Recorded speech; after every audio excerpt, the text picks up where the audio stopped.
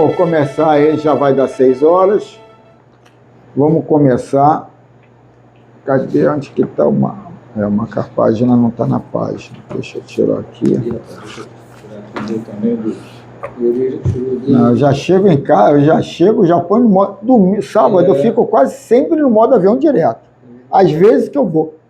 E tiro para mandar um bom dia, ou para perto da hora de ligar para o Erlei, e aí eu... Não, tá não. Cadê o modo avião? É aqui, ó. Esse do canto aqui, ó. Oi. Tem que desligar aqui, aí dá o teu sinal aí para liberar. O avião é lá no canto. Aqui não. Tá, já. Aí. Funcionou? Foi, não? Foi. Então, vamos, lição 8 do livro Amorosidade, a cura da ferida do abandono, a geração construtora da amorosidade. Olha aí, a geração construtora. Tanta coisa que enrolou. A geração construtora da amorosidade. Então, vamos ver que geração é essa. É a nossa. Vocês são as que afundaram aqui, ó. Vamos ver aqui, ó. No Hospital Esperança, na década de 80, uma intensa campanha foi organizada pelo nosso tutor Eurípides Bassanufo. Quer dizer, isso foi em 1980, pelo amparo dos dirigentes e trabalhadores da doutrina espírita. Frente às ilusões que tomavam a mente e o raciocínio de muitos companheiros da lide doutrinária, organizou-se uma conferência no salão do hospital. Milhares de benfeitores que guardavam laços e interesses relativamente à causa do espiritismo ouviriam a palestra de Dona Maria Modesto Cravo sobre a geração da amorosidade. Aí, quer dizer, ele fala do tempo de 1980, mas já começa agora a Maria Modesto Cravo a dar essa palestra. Tudo pronto, feita a oração, ela começou. O planejamento para a implantação das ideias espíritas no planeta obedece a um detalhado programa estabelecido pelas equipes superiores que zelam pelo futuro da humanidade. Em verdade, esse plano para as ideias da doutrina está inserido dentro de algo muito maior, que é a espiritualização das sociedades humanas, o que ocorrerá pelos seus mais variados caminhos. A primeira geração... Variados caminhos? Variados caminhos. Quer dizer que o caminho não é um só. Não, o caminho não é só o religioso, que é as pessoas estão muito presas a essa situação de religiosidade. E a religiosidade, muitas das vezes, nesse país de prova e expiação, onde todo mundo quer tirar proveito, cria-se crenças que te estaciona, porque ele está querendo que você fique no cabresto do líder, né, mano? É verdade. E aí a gente entra por esse lado místico da religião e deixa o lado consciencial. Uma contramão na realidade. Porque vai fazer uma coisa, mas está compensando coisas materiais e foge muito da espiritual. E às vezes isso é até inconsciente, por estar preso nesses atavismos. A primeira geração de espíritas que reencarnou entre 1857, data do surgimento da doutrina na França, e 1930, regressaram ao corpo carregando pesada soma de culpa em função dos patrimônios morais e materiais lapidados na história das religiões. Então era todo mundo que já tinha sua foto 3x4 lá enquadrado lá no... Então vamos dizer o seguinte, nós que eu estou dizendo, referindo o pessoal de fora da doutrina espírita, estão num plano que, vamos dizer assim, muito ilusório para a data de hoje, era para estar mais desenvolvido. Então, quer dizer que esse pessoal vai carregar também um fardo de responsabilidade também, que essa mudança já era para estar acontecendo. Mas ela coloca aqui como geração, a primeira geração. Espírito. Dividido, né? Depois vai vir a segunda geração.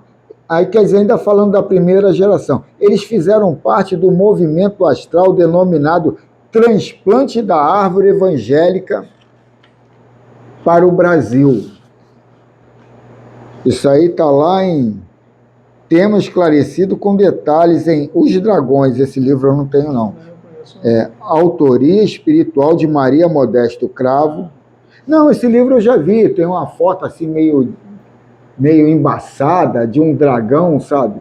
Mas pensei que fosse de outro autor. Eu li um livro que estava falando sobre esse livro, Os Dragões. Eu não lembro qual era o assunto que ele estava falando ali desse livro. Mas eu achei na época que eu estava lendo, eu achei, eu vou comprar esse livro só para ler esse assunto. O Brasil, o Coração do Mundo, Pátria do Evangelho, fala bem, né, desse início aí e tal. Então vamos lá, onde é que está marcado esse 1 aqui que eu vi? E agora que eu não vi, eu fui olhar o treco embaixo. No começo do texto. É lá no início mesmo. Sua visão de mundo e de ideias religiosas foi profundamente influenciada por uma herança cultural congestionada de tradições e formalismos.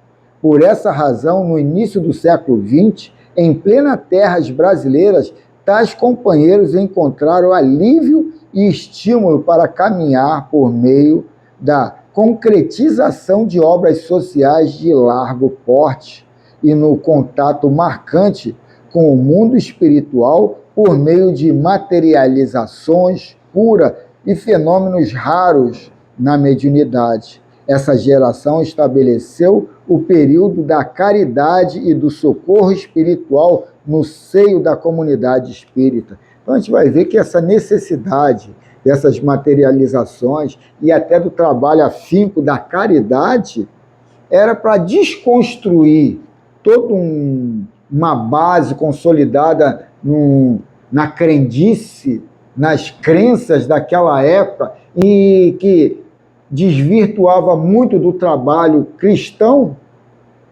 E aí vem todo esse trabalho de fora da caridade não é salvação, todo esse trabalho de trabalho mediúnico mais primitivo, né? E essas materializações, essas curas, essas situações, para desconstruir e construir uma outra realidade psíquica nesse povo que queria tirar proveito da situação, né, mano?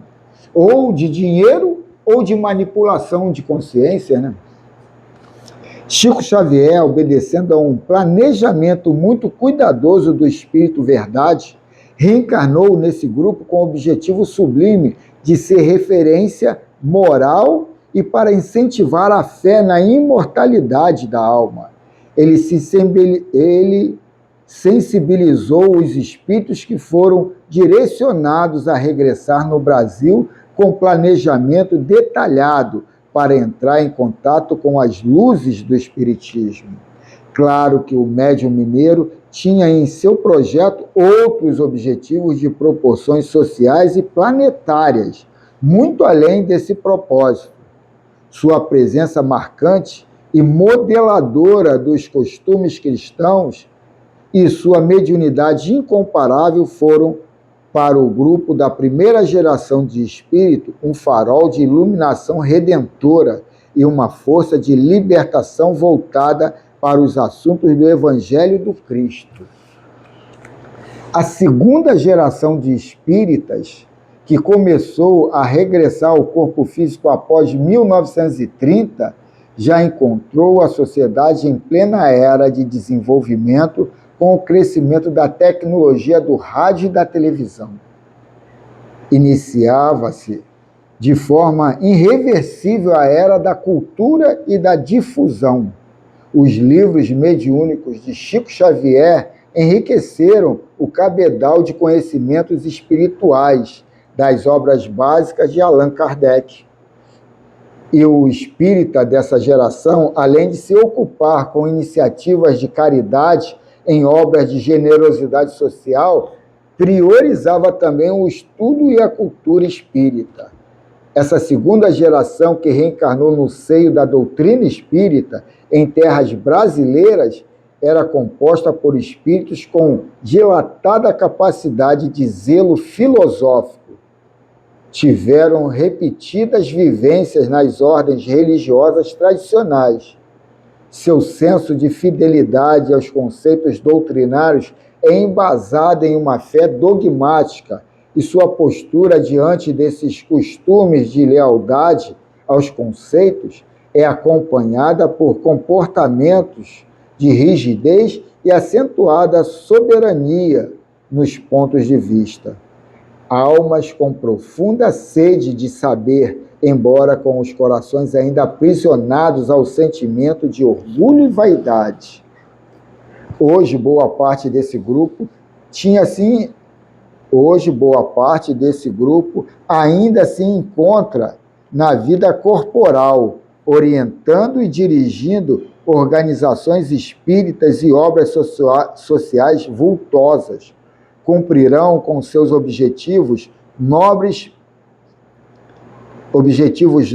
perante suas próprias consciências. Muitos deles chegarão ao mundo espiritual mais harmonizados do que quando partiram para o plano físico.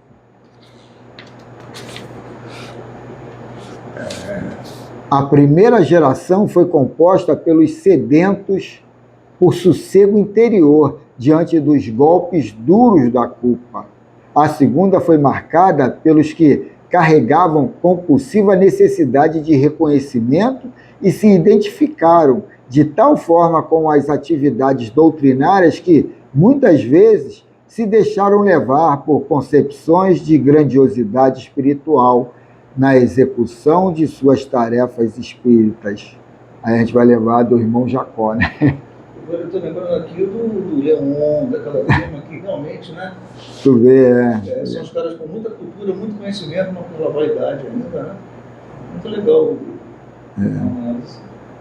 A terceira geração de espíritas começou a regressar no Brasil por volta de 1980. Alguns deles são espíritas que já estiveram na primeira ou na segunda geração. São os espíritas de segunda ou até mesmo de terceira vez. Outros nunca tomaram contato com o espiritismo, embora tenham larga bagagem com o espiritualismo, envolvendo-se, sobretudo, com experiências ocultistas, atuando como servidores preparados para trabalhar por conceitos mais universalistas. Essa rapaziada que está chegando aí, né? O juiz lá de Minas. O como é que é? Isso, sei lá, como é diferente. Klinger. São os caras que... Rolando. Não é Rolando, não. Rossandro. Rossandro, E tem um Rossandro aí também, eu esqueci o nome dele, eu comprei 2 livros. O próprio... Não, mas isso aí já é uma geração anterior, que traz o trabalho, tem o trabalho de domingo aí sobre os animais. Sim, Eurípides School. Essa terceira geração tem por tarefa o desenvolvimento do afeto e a humanização, buscando ir além dos movimentos sociais e dos estudos. São corações que priorizam o relacionamento afetivo e a fraternidade legítima. Trazem na alma uma sede de conexão humana, de proximidade relacional. É cultural que se observe essa linha de planejamento. Na caminhada evolutiva, o alto amor só começa a despojar depois que o espírito consegue desatar os nós da culpa e da vaidade em sua vida mental. Eu estou pensando aqui que isso aí acho que não aconteceu só no movimento espírita. Você vê que esse último Papa, o que faleceu, o trabalho dele é o anterior, né? Um trabalho assim bem de assistência, não é nem de assistência, mas de promover a fraternidade e tal. Aí você vai no movimento evangélico, você escuta uma fala do Caio Fábio, é totalmente diferente do que, sabe, se prega aí, entendeu? Então você vê que o movimento não é espírita em si, né? Mas o que eu vejo aqui, sabe, que tem todo um planejamento para o desenvolvimento da consciência. E ele coloca que esse lado assistencialista e caridoso, é um trabalho de desapego a esses dogmas antigos, mas que o foco ali é o auto-amor, que pouco tempo atrás era uma forma de se colocar que era um egoísmo. E o auto-amor não é egoísmo, porque você tem que trabalhar primeiro o amor em você. E quando você trabalha o amor em você, você está trabalhando o amor ao próximo. Não é que você quer tudo para você. Você quer o amor. E o amor você vai saber trabalhar. Sem culpa, sem medo, né? Desculpa, com o desenvolvimento da ciência, que a ciência está te levando para esse reconhecimento. Entendeu? A questão das ondas, essa coisa toda aí, né? Que sabendo que é você que cria tudo, é você que faz tudo. Muito interessante.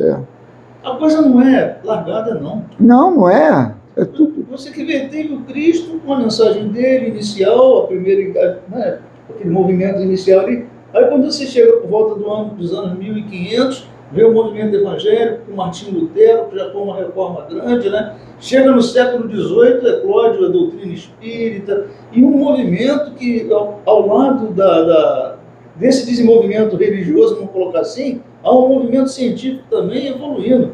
Vem o Darwin, vem essa turma toda agrupado, né? Fazer... Só que isso aí, para a gente se prender a um desenvolvimento científico do planeta em si, para a gente dar um sentido mais racional a essa cocriação. Mas isso tudo, a gente está sendo assim meio manipulado para essa consciência física, porque a gente ainda não tem uma condição de amadurecimento para ser co-criador do planeta. E a gente vem nesse efeito dominó de que há uma escala do reino animal, há isso tudo para a gente criar essa aceitação e aquilo ter veracidade na criação ali, em cima da nossa crença. Mas hoje a gente vai ver que a gente não vai mais precisar dessa hierarquia do poder até no reino animal, do poder da força até no reino animal. Porque a gente vai poder, daqui para frente, saber manipular isso de uma forma mais consciente. Uma vez eu vi o Jô Soares discutindo com o Chico Anísio. O Chico Anísio. Ô, Jô, esse negócio de vida às baleias, para que serve uma baleia, Jô? Para que? Aí o Jô falou desse lado da escala alimentar e até de poder da natureza. Ali você tem que trabalhar isso. Como é que eu dou o nome dessa estrutura? Esqueci agora. Aí o Chico falou, isso tudo é uma grande palhaçada, que, porra, se a gente viver sem uma baleia, a gente vai viver sem a baleia, e não sei o quê. Só que a gente não estava preparado para cocriar coisas boas, aonde o meu mental, sabe, cria um espaço ali, nessa cadeia de consciência. Você precisa de uma quarta dimensão para vivenciar de forma correta. Uma quinta dimensão, então, a gente nem imagina. Nem imagina, Aí quer dizer, isso tudo está ali, certo, em consciências que estão naquela dimensão, né? Hoje a gente vai ver que a gente cria uma porção de fantasma. Agora o fantasma que está na moda é a IA. Tudo, eles podem virar os robôs, tomar conta do mundo, a gente vai ser escravo por robô, aí vem lá o exterminador do futuro aí, né, querendo viver. Aí quer dizer, mas isso tudo são situações para criar medo. O que é a IA? A IA somos nós. É o conhecimento de todo mundo em cima de um mecanismo virtual que já faz a leitura automática. Claro, eu escutei o cara falando o seguinte: inteligência é de humano. Não É tem lógico. especial. Então, Tem alguém manipulando, um humano manipulando aquilo ali. não, nós não estamos manipulando, não. Ali foi jogado no banco de dados e que aquilo ali sozinho, em cima do teu interesse, ele já joga a mensagem. Teve uma criação É. anterior para No domingo passado, estava no Fantástico falando sobre uma reportagem que a IA tem um comodismo de nos agradar na resposta.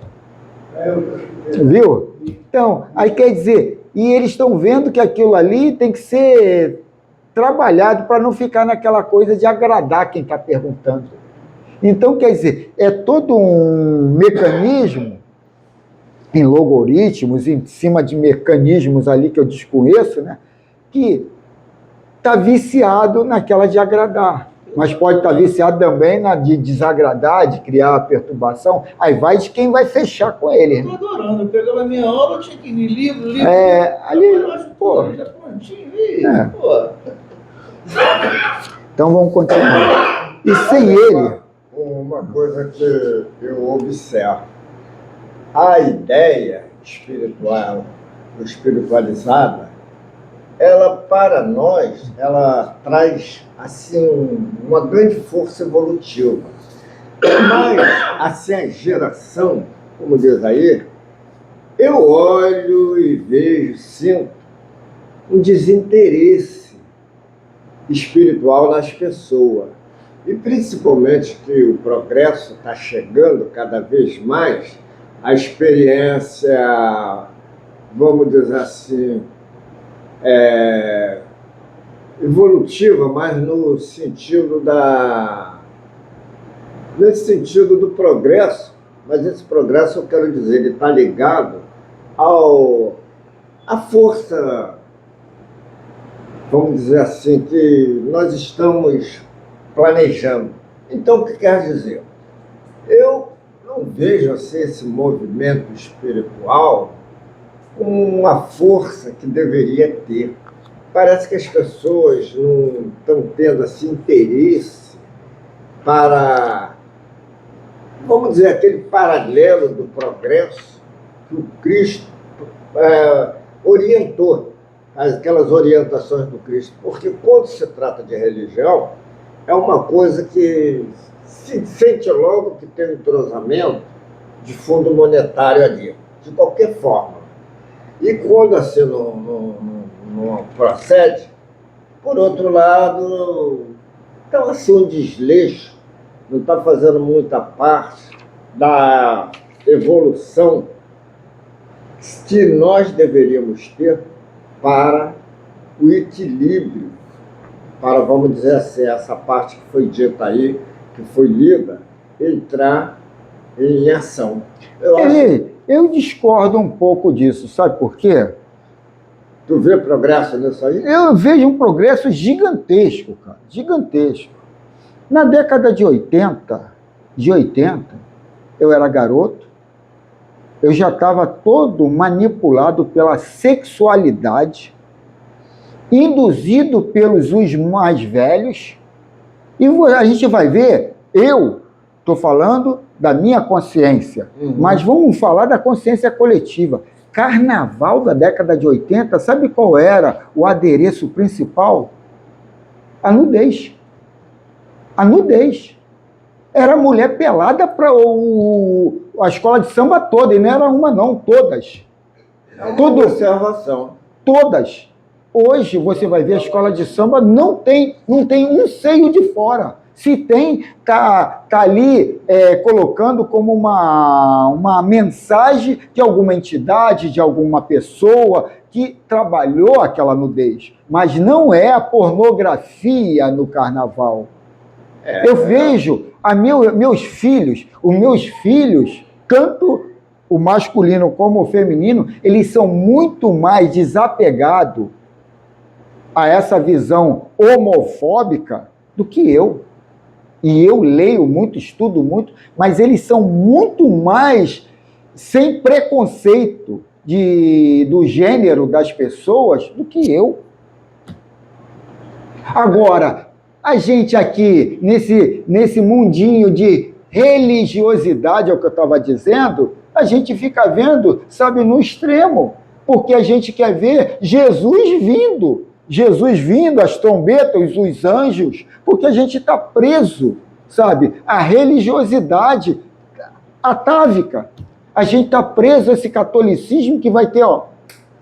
E não é uma mudança de dimensões fantasiosas. É mudança consciencial. Mas você não acha que se a ciência, vamos dizer assim, virar a condição mais espiritualizada, que aí sim o progresso? Mas e aí, Erlei? A ciência não tem. A ciência vai colocar, sabe, uma transcendência, que existe a vida depois da morte.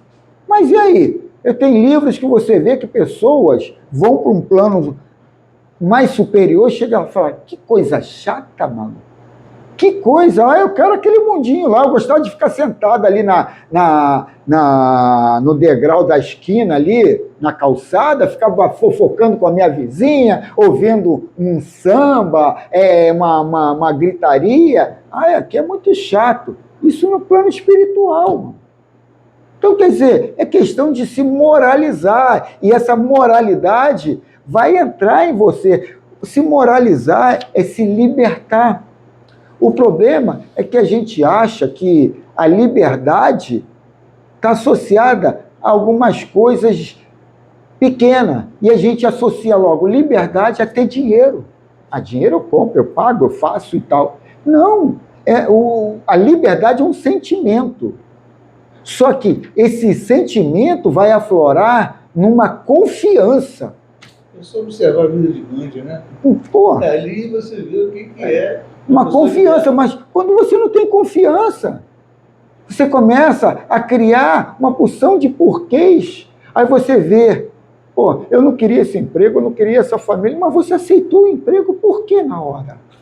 Medo. E o medo não é um guia. O medo não é um guia bom. Você casou com essa mulher porque era a situação ali, aquilo. Medo, de novo, não é um bom guia. E a gente vai tomando as escolhas por situações. E depois, e por que tu não se separa? Eu não posso.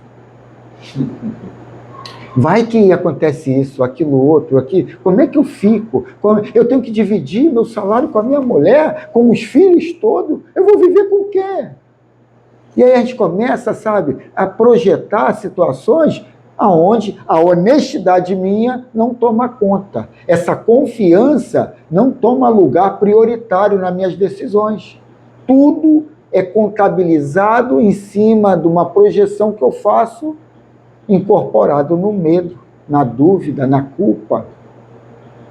E aí a gente vai tomando essas coisas, aí vai contabilizando tudo com a metade do copo mais inferior.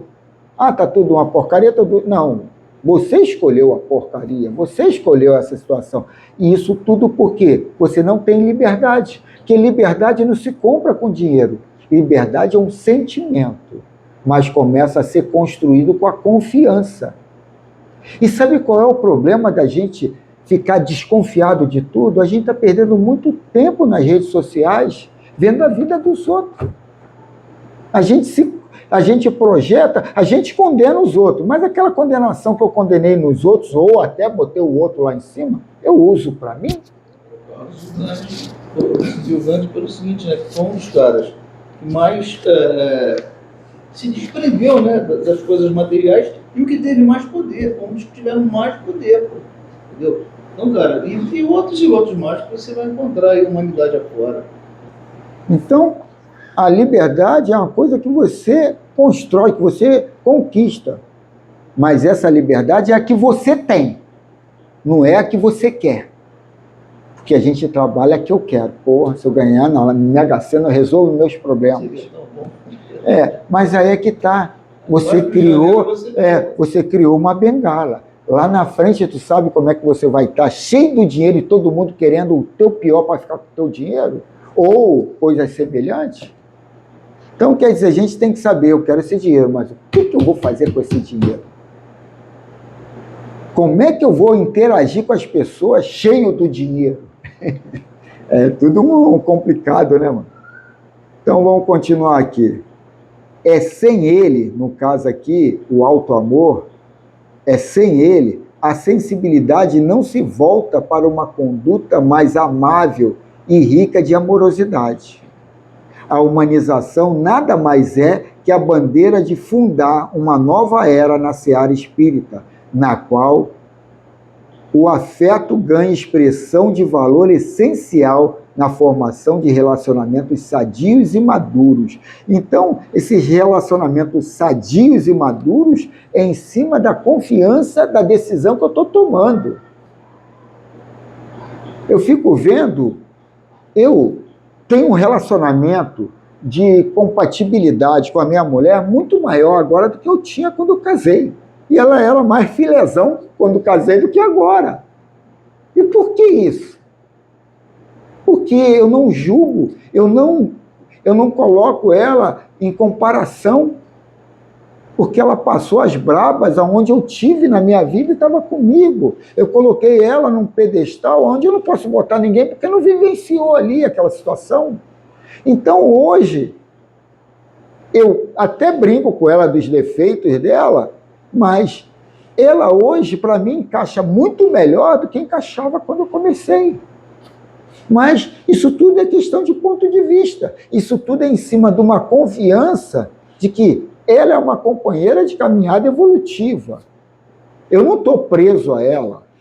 Eu estou com ela porque eu gosto, porque está agradável. Agora, se eu ganhar na Mega Sena, eu continuo com ela? Não sei. Eu tenho que ganhar primeiro, né?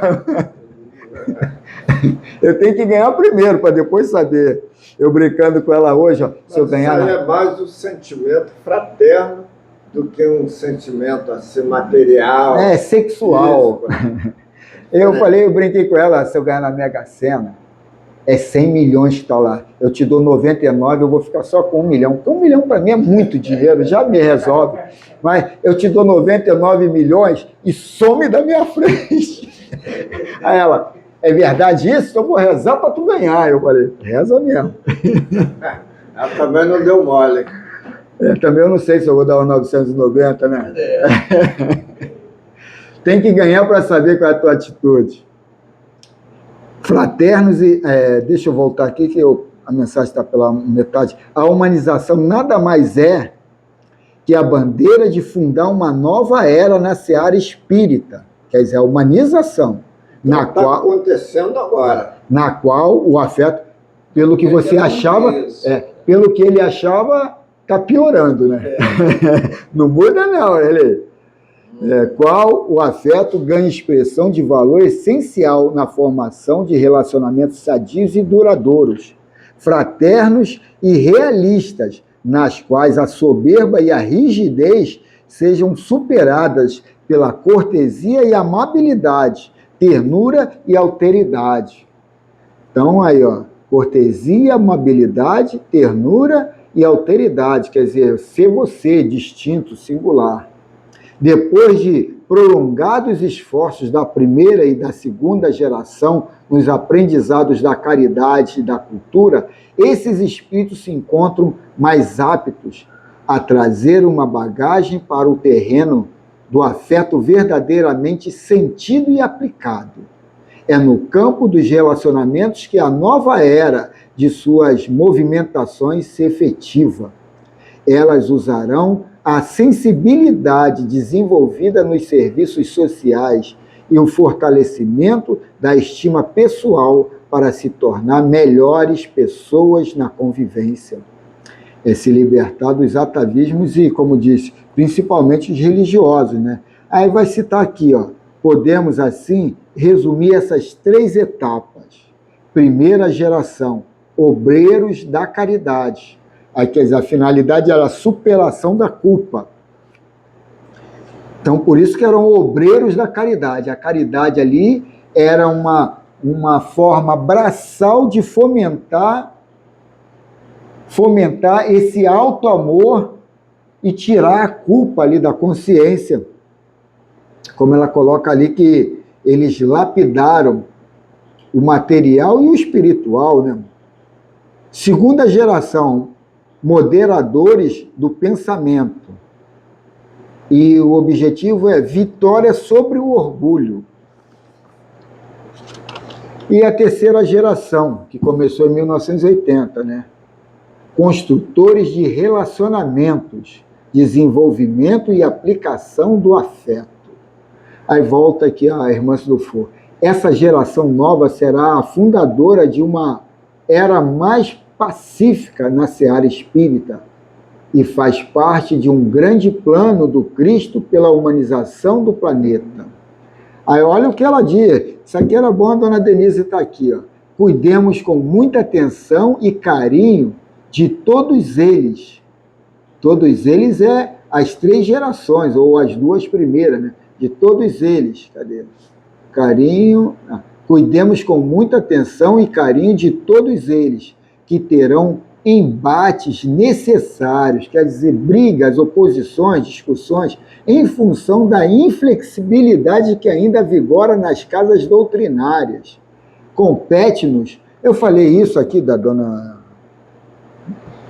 Denise, porque, sabe, a mensagem que está aqui, quando eu falo isso aqui, eu trago uma mensagem que um ascensionado, o que eu trago, né, junto com a leitura, mensagem que um ascensionado colocou, e eu falei, pô, isso aí é demais, mano.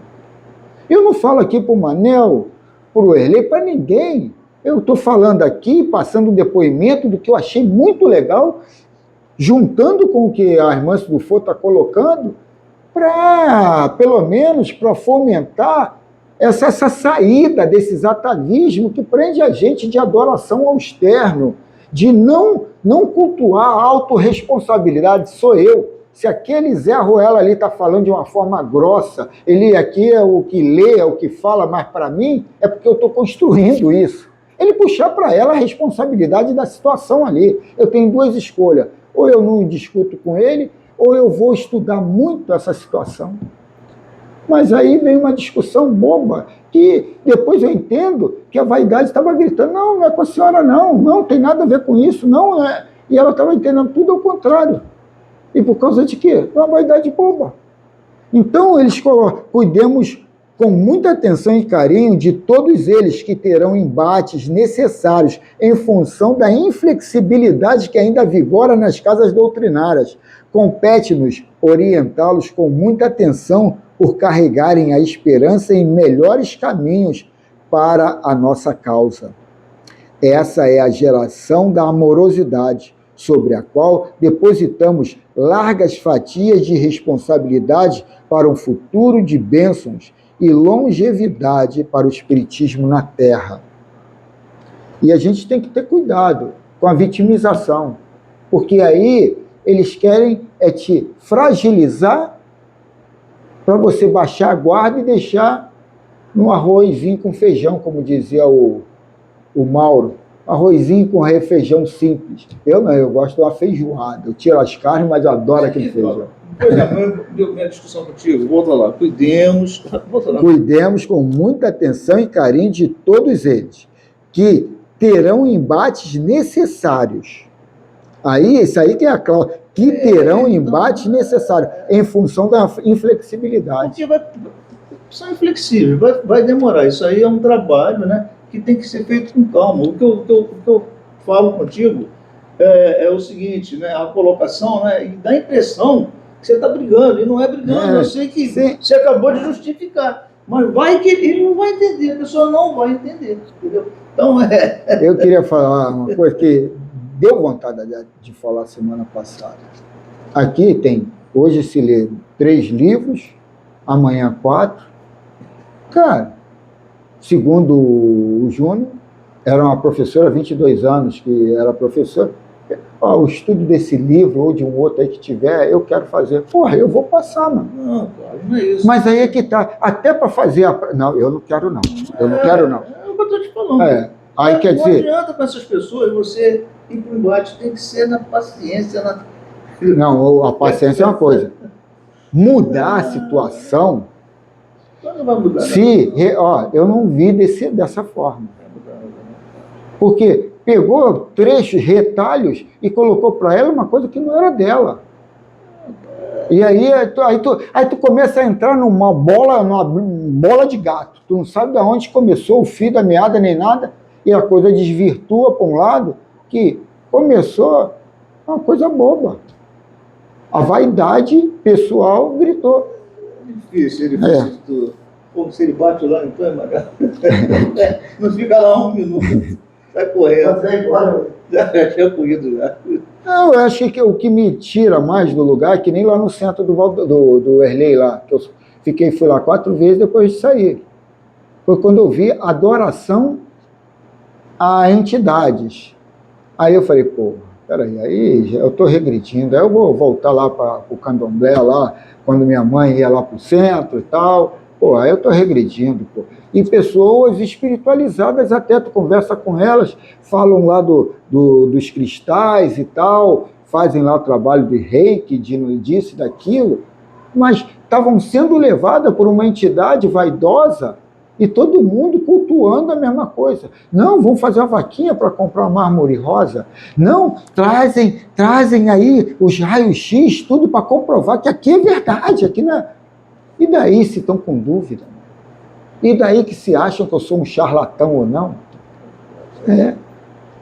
Aí, quer dizer, isso aí é que me assusta mais rápido.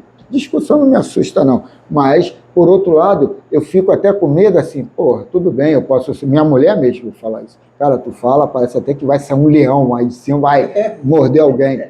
Mas... Para quem não conhece, pô, tá conhecendo há pouco tempo, fica assustado. Mas não, eu sei como é que é, eu te conheço. Mas a questão aqui é o seguinte, é na hora de... Não, eu entendi o que você quer falar, mas eu entendo dessa forma. Mas não tem conceito, não tem nada, não tem nada. Critica sem dar outro lado. E aí, o que você acha? Assim que Dona Modesta encerrou sua fala, todos sentiram os desafios que nos aguardam. Já se passou quase 4 décadas da palestra e hoje estamos vivendo a era da morosidade com uma semente viçosa de esperança que começa a florescer, enchendo o nosso coração de alegrias e gratidão pelos esforços que sempre constrói caminhos abundantes e promissores para o bem de todos e para a causa que nos une. Após o encerramento da palestra, foi lida uma nota de Allan Kardec de O Livro dos Espíritos na questão 798, que se tornou referência nos nossos serviços espirituais. Pô, mas ele não fala qual é a... E eu também não li.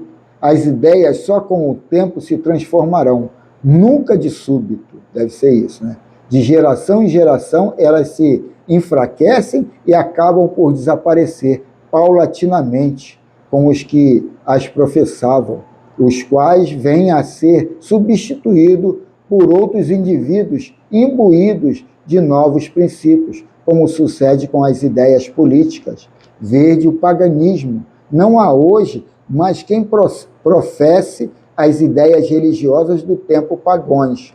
Todavia, muitos séculos após o advento do cristianismo, delas ainda restavam vestígios que somente a completa renovação das raças conseguiu apagar.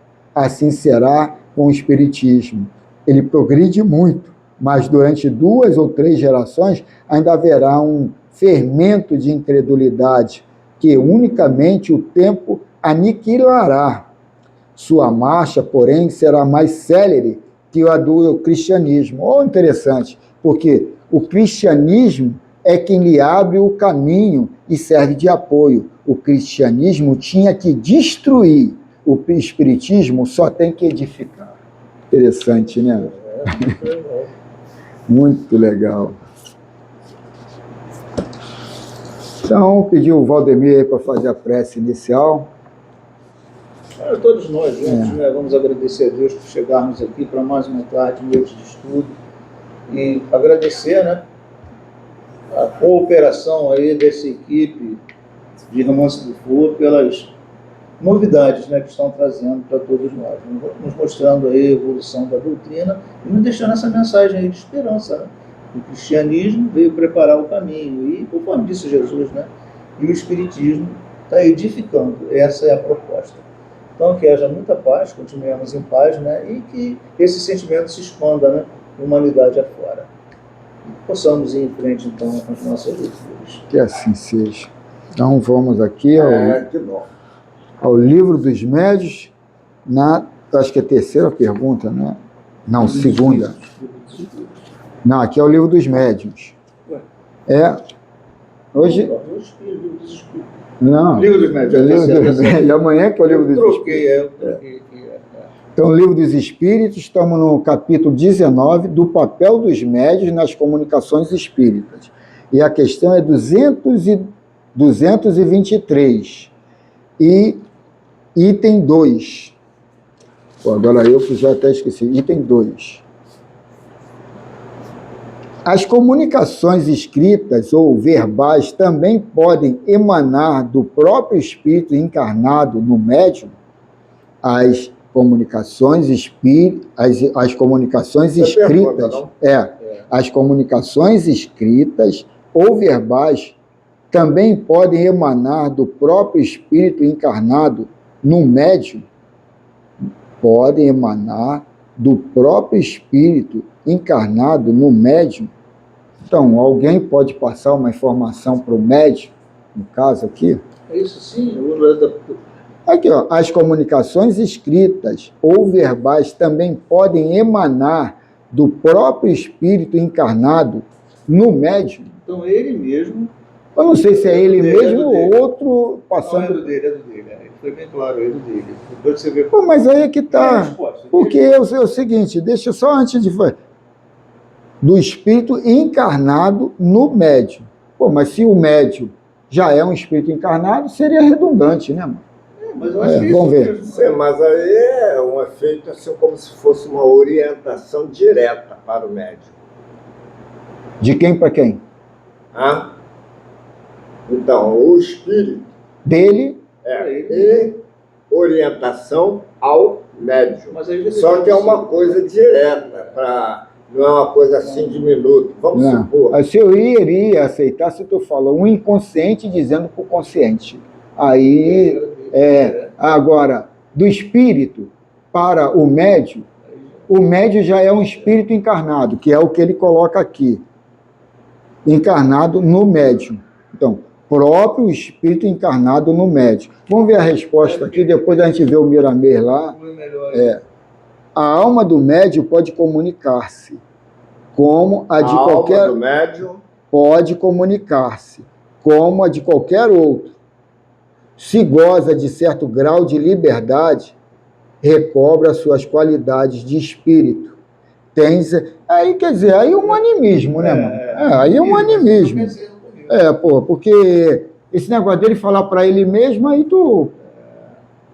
ele está passando uma informação, não é de ninguém, é dele mesmo. Mas não é dele para ele, é dele passando a comunicação. Olha, mas isso acho que pode acontecer com qualquer um de nós.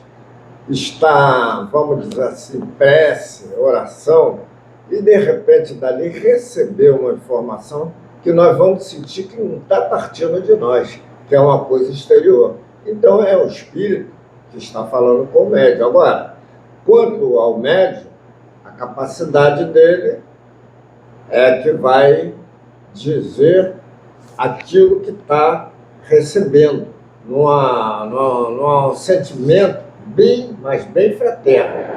Então, quer dizer, não vai ter problema de atropelo nenhum e vai se dar conta de que a informação veio límpida e veio clara para poder passar para alguém.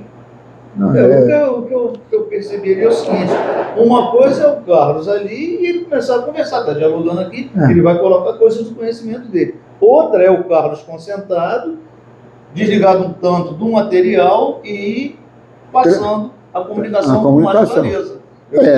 Que aí é uma certa forma de animismo. Agora, que seria, agora colocou de uma forma aqui meio bruxulenta, né? Aí tu fica assim, pá, que bagulho é esse? Vamos lá, vamos Não, tem mais aqui. Tem mais? Tem.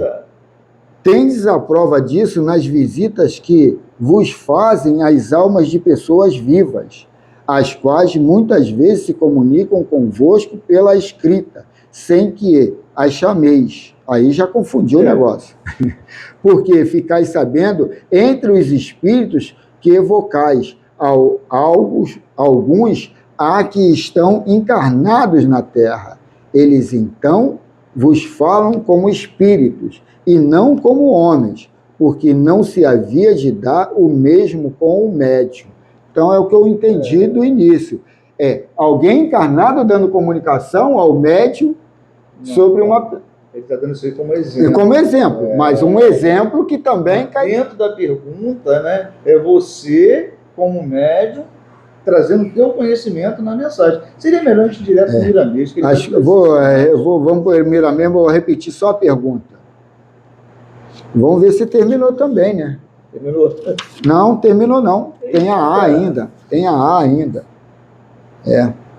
Aí uma subpergunta. Não parece que esta explicação confirma a opinião dos que entendem que todas as comunicações provêm do espírito do médium e não dos espíritos estranhos? Os que assim pensam só erram em dar caráter absoluto à opinião que sustentam, porquanto é fora de dúvida que o espírito do médium pode agir por si mesmo. Isso, porém, não é razão para que outros não atuem igualmente por seu intermédio. Isso é meio complexo. Isso é muito complexo, porque o espírito comunicante, ele vai utilizar muito do teu conhecimento. Se você não tiver o conhecimento de medicina, jamais você vai psicografar algo em relação a uma receita, a um receituário, né? Porque o espírito comunicante, ele tem que encontrar material para ele trabalhar. Então, vamos lá, capítulo 60, o espírito encarnado. Em se falando de comunicações com os espíritos, é bom salientar que a ciência espiritual não fecha a questão sobre os assuntos. A semelhança da rigidez da lei está comprovado por experiências que tanto o desencarnado quanto o encarnado se comunicam através da mediunidade, embora seja mais rara a comunicação do encarnado pelas dificuldades oriundas do seu estado envolvido no... Só tem ela ou tem mais uma? E tem mais uma. Envolvido no fluido da carne, bem assim por seus sentidos de encontrarem entorpecidos. Fluidos da carne, bem assim por seus sentidos se encontrarem entorpecidos, mas ele não está impedido de se comunicar com os homens, sendo um dos tais. Outra liberdade que alguns têm é a de fazer viagens astrais conscientes, coisa rara no momento, porém, no futuro, essa faculdade vai ser largamente desenvolvida para que se tenha mais fé e confiança de que a vida continua depois do fenômeno chamado morte. Isso aqui minha filha tem, a minha filha que está em Portugal. Eu comprei uma porção de livros de viagem astral e dei para ela, né, ler. Eu li alguns, mas a maioria eu ainda não li. A faculdade que o tempo vem aperfeiçoando para o porvir e que nos mundos superiores passa a ser comum a todas as criaturas lá abrigadas e que sentem a felicidade de entrar no transe do sono que, além de servir de terapia, fornece igualmente oportunidade para a contribuição de uma fé robusta e digna de confiança. A viagem astral consciente é uma bênção de Deus para as criaturas presas na carne. Já se fala muito nela agora, e a razão nos diz que ela se encontra crescendo, de modo que a alma fica mais livre, reconhecendo novas experiências como espírito em viagem no astral. Ainda mais, ela pode se comunicar com os homens, desde quando possua faculdade para tais eventos espirituais. Eis porque a mediunidade torna-se lei natural, que dá oportunidade às almas de trocarem conhecimento em todas as áreas, para o crescimento dos próprios espíritos, fora e dentro da carne. Muitas vezes, na pesquisa feita por Allan Kardec, espíritos se comunicaram Cadê? Espíritos que se comunicaram diziam estar encarnados, e a comprovação foi exata, porque eles deixaram o endereço, o nome, família e lugar onde moravam, ficando perto que os encarnados poderiam se comunicar, quando seus corpos se achavam em descanso. O Espiritismo é uma doutrina que pede para ser estudada cada vez mais, para melhor compreender sua trajetória no campo do aperfeiçoamento das criaturas. Ele tem mais de um século de existência e já possui um lastro de ensinamento dos maiores do mundo, uma filosofia de vida das mais ricas em ensinamentos e como religião das que dão mais exemplos de caridade e de amor. Por fim, como ciência, abre portas do saber nunca antes conhecida. Devemos entender que o Espiritismo faz reviver os ensinamentos de Cristo, colocando o Evangelho com as belezas que a ele pertence, nutrindo nos corações a grande esperança de uma vida que continua para todas as criaturas, sem que nenhuma se perca, porque, explica, Deus é Pai de todas elas. Em muitas ocasiões ocorrem comunicações dos espíritos que estão encarnados em reuniões espíritas, e aos dirigentes passa desapercebido este fenômeno, já que não convém aos espíritos anunciar tal situação para não criar perturbações. A doutrina dos espíritos tem um ideal bastante sublimado, que é aprimorar o homem, dando-lhe meios para que ele próprio se esforce nesta educação e saber da humanidade, levando-a para a tranquilidade que não se perturba com nenhum dos fatos que possam acontecer. Empenho. E é Jesus que está no leme de todo esse movimento, de muitos contraditores. Não tem pontuação, aí fica difícil.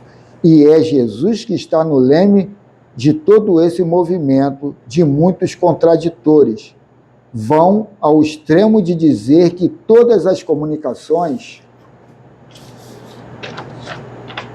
partem do espírito do médium. Isso pode acontecer algumas vezes, mas são variantes da vida para dar à mediunidade a largueza de ação. Como devemos entender que as comunicações se estendem desde o vírus até os anjos, desde o átomo até as galáxias. As comunicações são comportamentos de todo o universo e, portanto, é normal que se dê entre espíritos, estejam eles encarnados ou desencarnados. Ainda mais, deves saber que tudo o que se fala em qualquer lugar fica gravado pela sensibilidade cósmica, pelo éter divino que interpenetra tudo. Nada fica escondido que não seja revelado no tempo oportuno. No tempo oportuno. Essa é a lei. 49. Ler-se o seguinte trecho. Essa é a lei. 49. Ler-se o seguinte trecho. No Evangelho segundo Marcos, no capítulo 6, versículo, deve ser o 49 lá em cima, não está ali? Eles vêm, vendo andar sobre o mar, pensaram tratar-se de um fantasma e gritaram, que voltam para dizer aos que ficaram que a vida continua e que quando observas os fenômenos de comunicação espírita, não precisas temer, porque não é ação de fantasmas, são almas.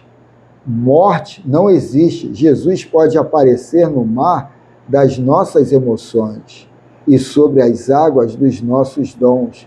Ele anda serenamente a nos dizer: a paz seja convosco, a minha paz vos dou, não como o mundo a dá. Ele, o mestre dos... Deve ter sumido uma parte aqui. O mestre dos seja convosco... Não. Está mais embaixo. O mestre ele, o mestre dos mestres, abriu as portas da mediunidade com o amor, de maneira que os benfeitores da espiritualidade maior possam se comunicar com os homens, fartando seus caminhos de luz para que se livre das trevas nas duas faixas da vida. Que assim seja. A tua interpretação estava correta, né? Ele fez referência a espíritos encarnados. Né? Não, Manel, não precisa não, Manel. Não precisa não. Já está terminando, já? Agora, Carlos, a segunda maneira da gente ver também é interessante. Será que você, como médium, entendeu? Isso aí me interessa muito. Será que você, como médium, o teu próprio espírito, nessa, não vou colocar viagem astral, mas no momento de desprendimento, ele pode trazer informações que a ele, acordado aqui na Terra, ele não detém? Eu creio que sim. Porque você vivenciar é muito diferente do que você ouvir e ler, né? Você se vivenciar, você está criando detalhes que alguém que vai ver de outra forma. Não vai ver com o teu crivo ali, com a tua razão, com a tua consciência, detalhes que o outro não tem, o outro nem pensa naquela situação. A minha filha, uma vez, fez uma viagem astral e ela começou dentro de casa. Aí ela disse que ela entrou na sala de jantar, era uma garagem, eu ampliei e fiz uma sala para a gente jantar. Botei uma mesa lá, ladrilhei. Ela sentou que tinha uma entidade trevosa, ela ficou com medo danado, ela fugiu dali. Aí eu falei, pô, é por isso que Deus não me dá essa mediunidade, que se eu eu ia ali, o que está fazendo aí?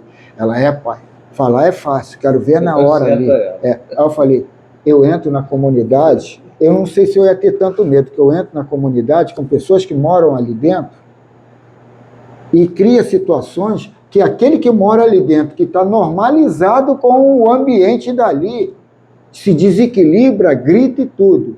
E eu chego, ô irmão, estou com ela aqui, ela é da comunidade, aqui eu sou o supervisor dela e tal, aí vem um cara, né, com a metralhadora lá, com o fuzil lá, pô, irmão, desculpa aí, teve operação aqui, no Jacaré é isso, teve operação aqui, a gente tá virado, eu tô aqui louco, mano. Não dormi aqui já tem 2 dias, tô acordado aqui, já não sei o que é o que. Eu falei, pô, mas cuidado, tu tá com um fuzil na mão, hein, mano.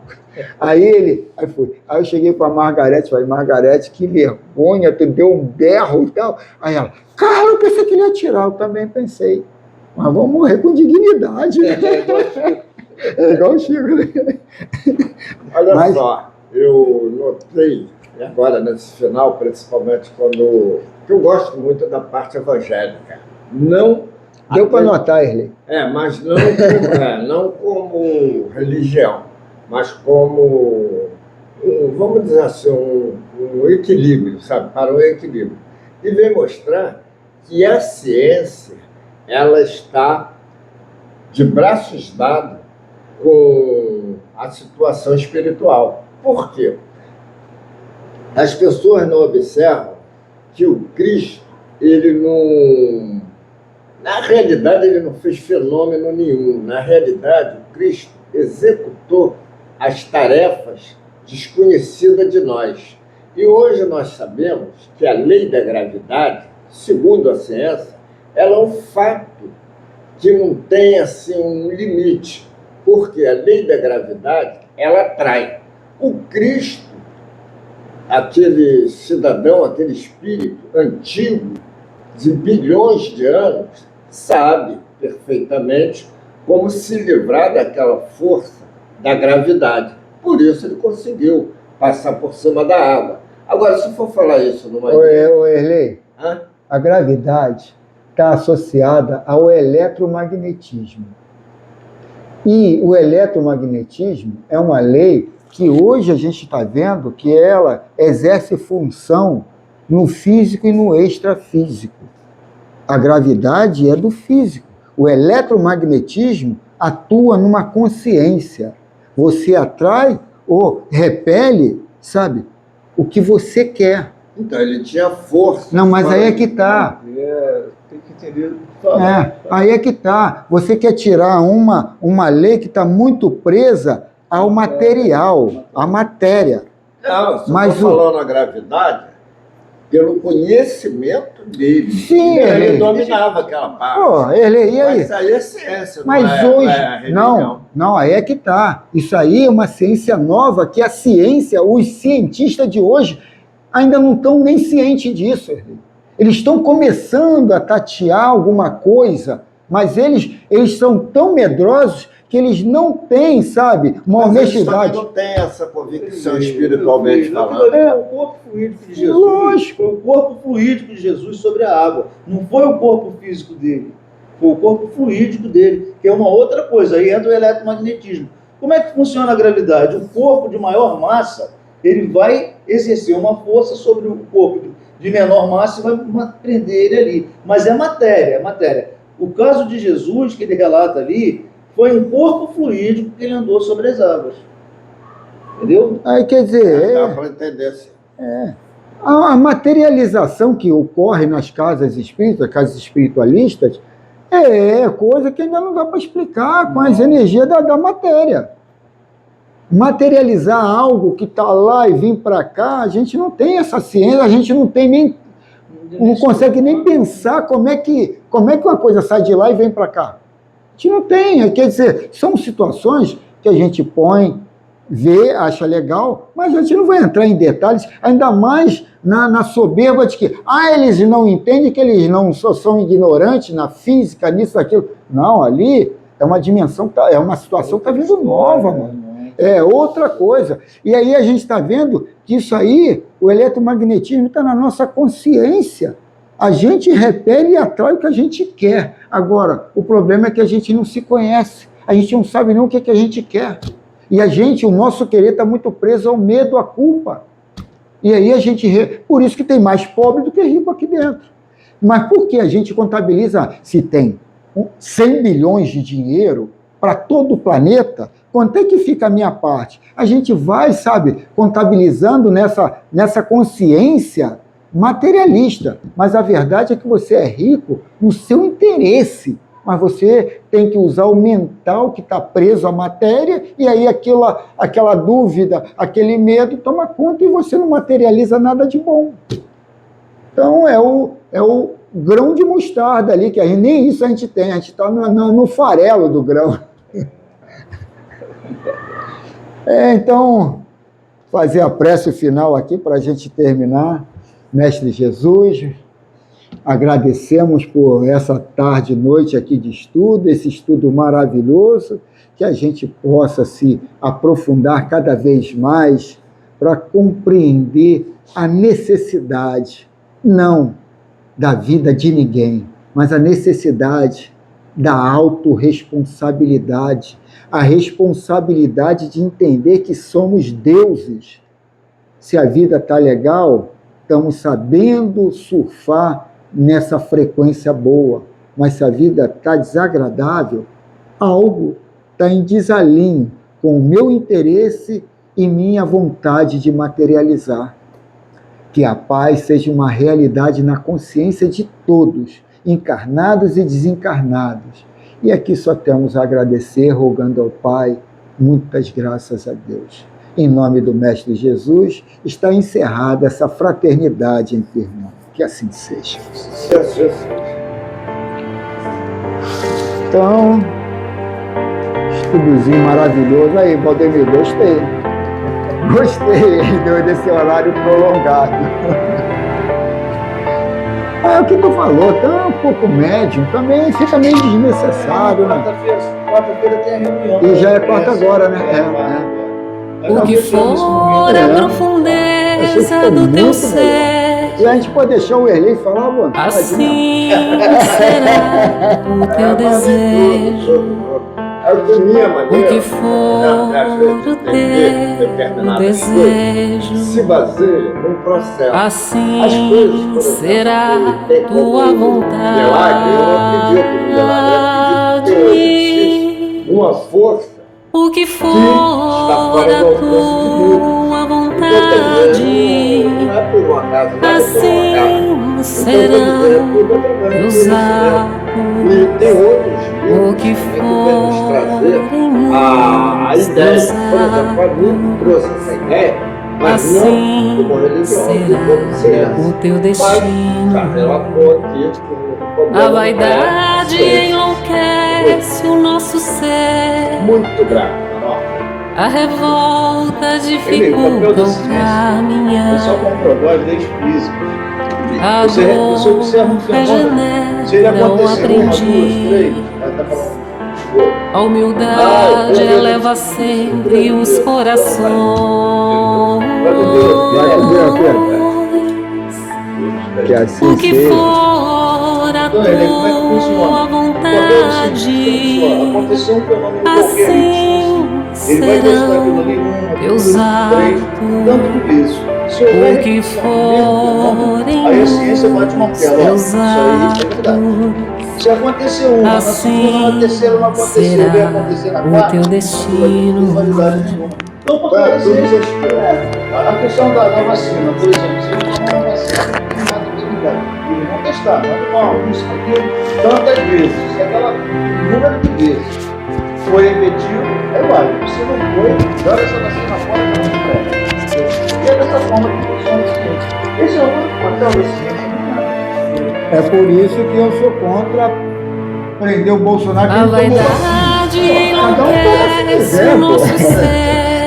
Isso aí eu acho um absurdo. A revolta Não, ele fala muita dificulta besteira, o mas esse negócio da vacina, caminhar. A dor regenera o aprendiz.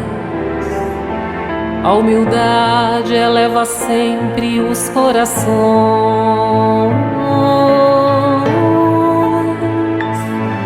O que for